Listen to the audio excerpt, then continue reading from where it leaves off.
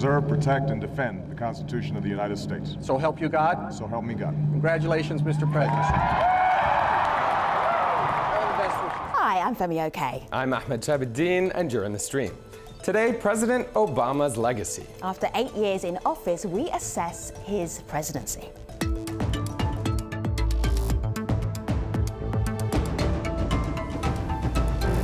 been a long time coming, but tonight, because of what we did on this day, in this election, at this defining moment, change has come to America. When Barack Obama won the US presidency 8 years ago, he pledged hope and change amid economic crisis at home and costly wars overseas. With an inspiring personal story and stirring rhetoric, Obama mobilized an unprecedented grassroots campaign and won more votes than any of his predecessors. Many hoped his historic election as the nation's first African-American president would be a turning point after centuries of pervasive racism. Just a month before he steps down, we're exploring how Obama measures up. In part one of our conversation, we're going to look at his domestic record in the United States. Joining us to talk about this, Michael Denzel Smith, writer and author of the book Invisible Man, Got the Whole World Watching. Michael Days is author of Obama's Legacy, What He Accomplished as President. And Sarah Jaffe is a journalist and author of Necessary Trouble, Americans in Revolt. And in the second part, we'll be looking at Obama's legacy abroad. And our guests for that conversation are listening in. Trevor Thrall, Senior Fellow for the Cato Institute's Defense and Foreign Policy Department, Karen Attia, Global Opinions Editor at The Washington Post, and Vijay Prashad, Professor of International Studies at Trinity College. His latest book is The Death of the Nation and the Future of the Arab Revolution. Hello, everybody. It's good to have you here. I want to start with a moment that when you look at this piece of video, what does it tell you about President Obama? This is Sandy Hook, and this is in the January of the year, the Sandy Hook tragedy. And just have a look and have a listen. I'm really interested to see where you jump off from this. Every time I think about those kids, it gets me mad. And by the way, it happens on the streets of Chicago every day. So, Michael Denzel Smith, what does that tell you about the president? Can you extrapolate from the man there that was not afraid to cry in public? Yeah, unfortunately, he had to deliver so many of those speeches because this issue of mass shootings and gun violence kept cropping up. Right. But part of what his legacy will be is that we didn't do anything about it. And that's in part because of the Congress that he faced, the most recalcitrant Republican Congress probably in history, right? And the opposition that he faced personally as the first black president and the racist backlash to his existence and the obstruction that he faced. But the fact is that we had to have a president go out and deliver these empathetic, moving speeches over and over again as we mourn these mass shootings. It's refreshing to note, even in the midst of that tragedy, that you have someone like Obama who can express that level of empathy, who can be caring and have concern for that. But at the same time, it's like politically, what were we going to do about it? And nothing really got done. Michael Days, when you wrote your biography, did you pick up on that idea that here's a president who has a list, a to-do list, but he wasn't getting through the to-do list, and people were saying, you didn't do that. You talked about it, you didn't deliver. Well, on the issue of guns, it's certainly because he did try. I personally thought on the Sandy Hook issue, this has got to be the mass slaughter of innocents, of babies, that is finally going to move Congress, and they just are recalcitrant on the issue. It's just remarkable that you can have that many young people killed, and to be frank about it, the NRA continues to be able to, I guess the word is control Congress, and the American people accept it, and that's, yes, I would agree that's part of his legacy, and it's an unfortunate part of his legacy, but it's not because he did not try to get legislation taken care of. And Sarah, when you hear that, I'm just curious. A lot of people, chiming into this conversation, really proud of Barack Obama as a president because he spoke to their issues that matter to them. Cameron Tyler saying, From ending Don't Ask, Don't Tell to supporting the SCOTUS decision to make marriage equality legal nationwide, he was our champion. Was he a champion to you? That's a complicated question. You know, I'm looking at that clip and I think about sort of the limits of empathy, right? You had Obama come in 2008 talking about how he was going to bring a new day to Washington and immediately faced this opposition, like Michael said, that just was not going to have it. And at some point, being empathetic was not enough. And he had to actually be willing to fight on these issues in a way that we you know, on some things we did, but we really, most of the time, didn't see him willing to take on the opposition and to say, these people are holding up my agenda, and we need to fight for it. Let me go here to Michelle in NYC. She says, AJ Stream, the fact that he was the first black president is important and progress. Michael Denzel Smith, this is a lot of what you write about. It's like, what was the impact of President Obama during the last 8 years on young black men and actually people of color? And yes, this is progress in that, you know, you have a country that at its founding imported African peoples and enslaved them and built the infrastructure for this great wealth that we now experience here. But and then turns around a few hundred years later and elects a man named Barack Hussein Obama with a Kenyan father to be to the highest office in the land. Like, that's certainly progress. But I think what we have witnessed in these past 8 years is just how limited progress can be in the context of working within a system that is deliberately built for the exclusion and marginalization and oppression of people of color. For example? What we're seeing is that the election of Barack Obama, set off the backlash that then brings us to Donald Trump, right? Like, the Tea Party comes to existence in large part. I mean, certainly there's always the economic anxiety that we attribute, and there are legit concerns there. But in large part, the response to and the unwillingness to accept Obama as a legitimate president has to do with him living in the body of a black man, right? And so you see then what gets done in response to that, and that is MDS. Let me just bring in Karen here. She's desperate. Karen, what are you bursting to say?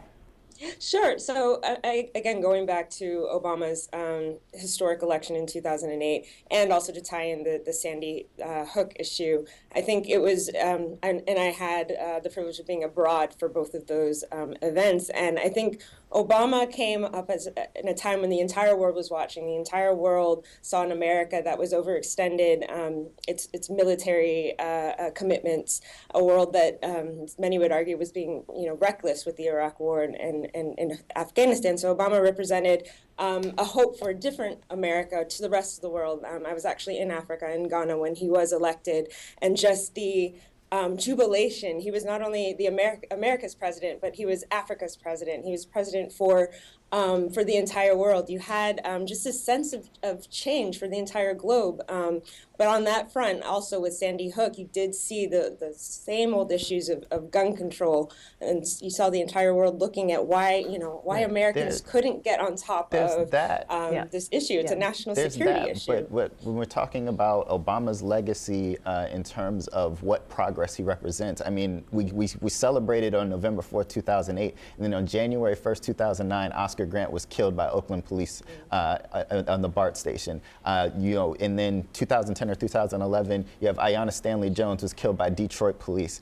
You have then Trayvon Martin being killed by George Zimmerman in 2012. You have Jordan Davis, and you have Michael Brown, and then the uprising in Ferguson. I mean, what we're talking about in terms of what it is meant for the idea of quote unquote race relations, which really is a meaningless term here that we keep trotting out, but it is what is it served in undoing American racism. Let me just check in with Sarah, because the racism conversation isn't a conversation just about black people, it's about all of America. Sarah, how do you unpack that racism conversation? I mean, I wrote a book that still doesn't even begin to do it. I think, talking about the question of the image of Obama and the image of change, like, it's sort of ironic that that's maybe all we're left with of Obama, because Trump and the Republicans are now going to do their best to dismantle any concrete gains that were made under Obama. But also, I can never extract Obama from the moment that he was elected president, as you said at the beginning, with the financial crisis happening, and the fact that, when people are feeling economic anxiety, they are actually much, much, much more susceptible to racism, right? We have to remember, not to go all Godwin on you right away, but the environment that Hitler rose out of was a massive, massive inflation crisis in Germany, right? And so to try to disconnect any of these things, it's really, on some level, it's just really unfair to Obama that he was elected at this moment with this crisis that wasn't his fault. But all of these threads are still playing through our politics, and we are not much closer to figuring them out. And Sarah, of course, they will continue to play out in a Trump presidency. Yes. Femi, I want to point out, you brought up Michelle's earlier tweet. She followed up, a lot of people tweeting, and I should mention, she followed up saying, now that we're getting Trump, there's this sentimental nostalgia for Obama, who is better by far, but not golden. Vijay, I saw that. Can I jump in here for a minute? Yes, please go ahead. Let's really go back to 2008 and when he took over in 2009 and talk about for a minute where the country was in terms of the economy. Economists were calling it a Great Recession, which means we were just a microsecond away from a depression. And in working on my book, I really went back and read up on the Great Depression, 1929, 1930, 1931.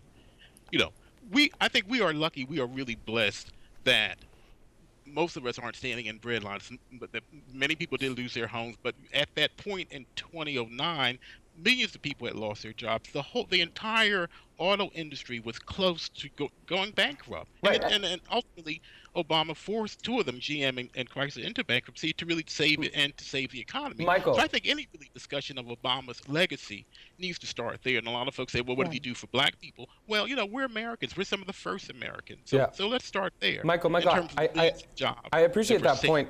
President Obama. A really, really salient point, and I saw Sarah was agreeing with you, and that's kind of what I was going to get to. I know Vijay wanted to get in there, but Abinazar, asking kind of a rhetorical question, would love to get your quick thoughts on this. I feel like he wasn't stern enough on the killings of blacks, but to be honest, don't know what more he could have done. That last part, don't know what more he could have done. Is there anything concrete that you can point to? Well, he took the military weapons away from citizens, not from citizens, but from the police around the country. After witnessing they still have them. What do you mean? They still got them. They still have those weapons. They didn't take them away. They're not gone. They're not gone. They're definitely not gone. Mm-hmm. Why does that matter? Well, I mean, it matters in terms of the increased militarization of police and what we witnessed with the artillery that the police departments have and what they can do with them. Mm-hmm. But it's also just a sort of federal investment in local policing that leads to a means by which policing is occupying territory as opposed to what people profess policing to be, is like protecting and serving. Sure. MDS, let me just bring in Vijay before we move on to the Affordable Care Act. So much to talk about in this part of the program. Vijay, what did you want to add before we move on? Well, I'd just like to say that there's a context in which President Obama came to office, and that is that, as others have said, he inherited not only a military expansion, the illegal war in Iraq and other theaters that were basically unauthorized by Congress, but he also inherited an economy in free fall. And if you put these things together, what Barack Obama inherited as president was essentially an America in decline, an America that was no longer able to be first among equals, governing a unipolar world. And in that sense, I think we should judge Barack Obama's presidency based on how he managed this situation of the world shifting from a kind of unipolar order to a multipolar order. He had a very difficult brief on his hands, and I think on balance, I wouldn't say that he did a good job. I think he did a job that people around the world tremble at. In other words, the expansion of militarism, etc. But nonetheless, he had a very difficult brief. And I think it would be too narrow to look specifically at things like gun violence alone. He had a very, very difficult brief before him, and I think we should judge him based on that. Macro perspective from you, Vijay, a perfect segue really to what a lot of people are commenting about, which is his demeanor. You know, Obama was a very measured, kind of tentative, cautious man, not just in his rhetoric, but some of his policies. Brian McNeil, when it comes to healthcare, is saying, I think Obama's tentativeness as far as initiatives like healthcare will not reflect well upon his legacy. But on the flip side, we got this video comment from Demetrius. Take a listen to this. And it was thanks to Obamacare back in 2009, 2010, that when my mother, while I was in college, she actually was able to get the transplant that she needed to get rid of the tumor.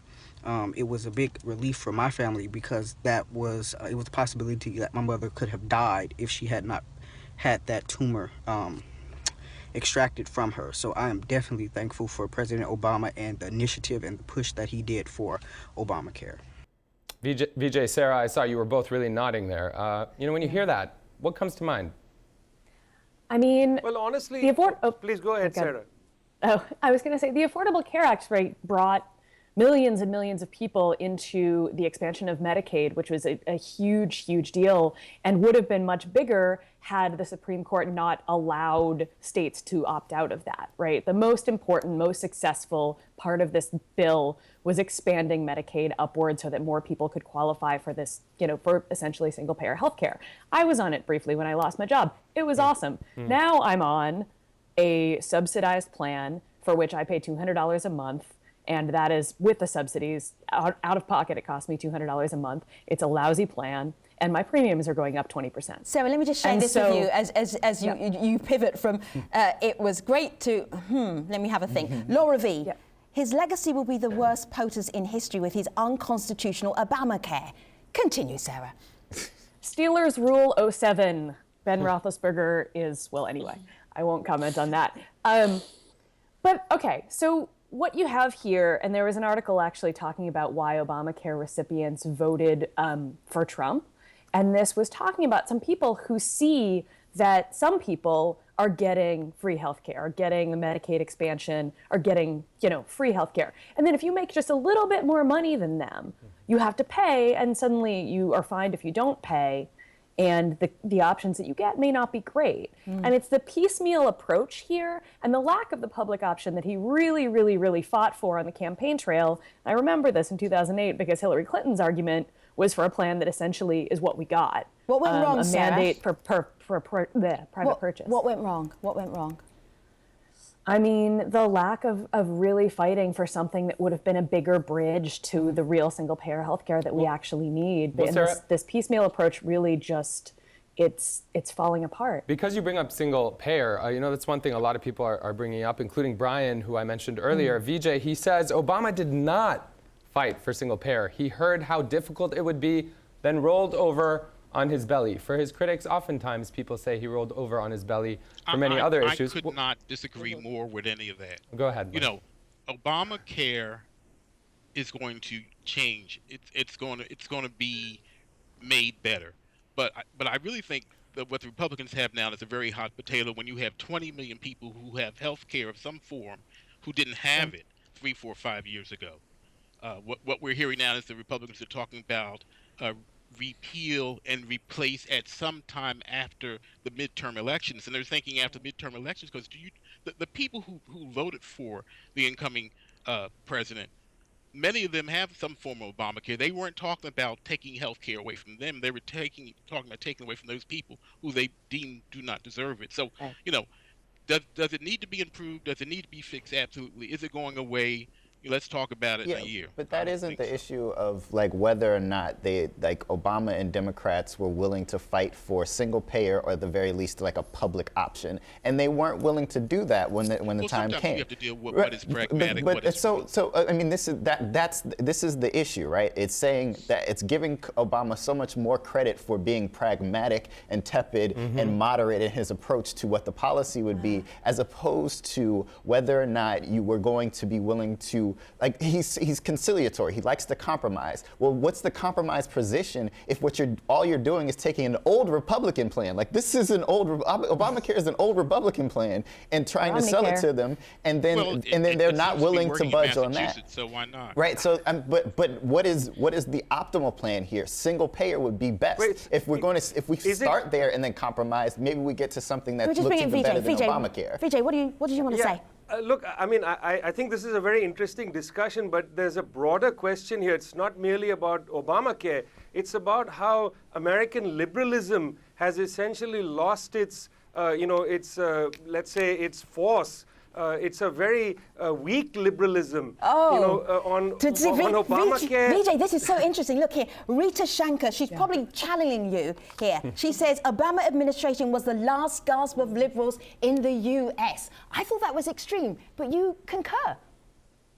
Well, I actually think it was a very weak liberalism. It wasn't even the kind of liberalism that one would have seen, say, 50 years ago in the United States. You had a healthcare plan which was essentially an insurance plan. It wasn't about providing health care for everybody. It was about bailing out insurance companies, bringing insurance companies new markets. People who were not able to buy insurance themselves were now being delivered with federal dollars into the hands of insurance companies. You had a Wall Street bailout, which was essentially a bailout of banks, not bailout of people who were being foreclosed from their houses. I mean, this is a very weak liberalism, and this is precisely the limit of what Obama was willing to fight for. So whether this is a temperamental question or whether it's a political question, we can debate that. But I think we should quite agree that these policies, the so-called financial bailout and the healthcare plan, they are extraordinarily weak as far as society is concerned, as far as what is possible.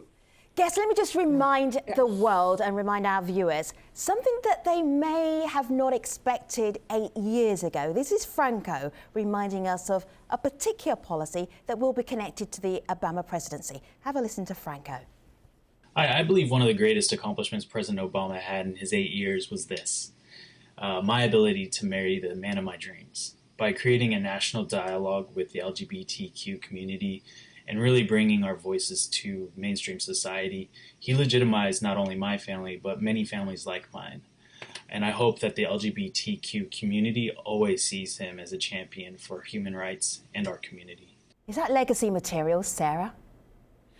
I mean, I just remember, I think like the week after the vote in North Carolina on marriage equality, Obama finally came out and endorsed it. And so, yes, he did come around and endorse it, but not originally. And the Supreme Court actually created the right, or, ruled on the right to marry. Sarah, it's always exciting. I don't know. It's always exciting for me when you say something that I'm staring at in terms of like a tweet that just came in. I started with Cameron Tyler at the top of the show. He's kind of, I think, alluding to what you're talking about. Take a look at this. Many in the LGBTQ community in America were upset when he first ran because he didn't directly support legalizing same-sex marriage. So doesn't qualify for the legacy? He did in 2008. Nobody did in 2008. And he came around. And again, I will always remember that specific timing of it because it was just like, 2 weeks sooner, this might have had an impact. Right.